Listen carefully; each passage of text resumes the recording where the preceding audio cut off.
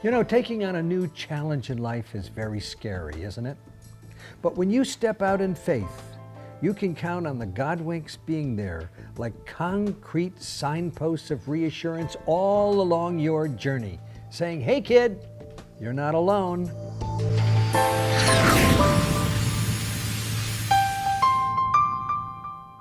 Before I met my wonderful wife, Louise, she was previously married living in Southern California. And once a week, she'd gather together the ladies in the neighborhood for a Bible study.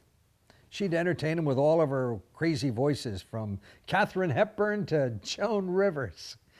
Well, one day, her husband lost his job, and the bills started to pile up, and the bank was threatening to take the house.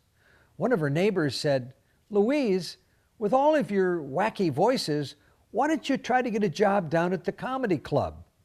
Louise said, "Are you cuckoo?"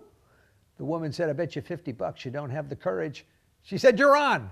Well, she needed the money, but she was scared to death. All the way to the comedy store, and as she stood in the wings, she was scared to death. Now, here's the point that I want to make.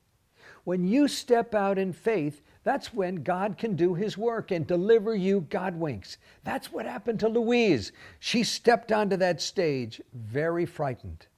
But Godwinks were about to unfold. You see, in the audience were Star Search scouts. They were there to see somebody else. They liked her, and within a week or two, she was on national television. Wow! Well, that was an incredible Godwink. But listen to this.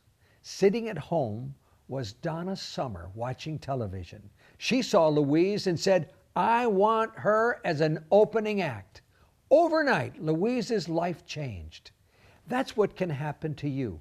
Try it. Step out in faith. Godwinks will begin to happen in your life too.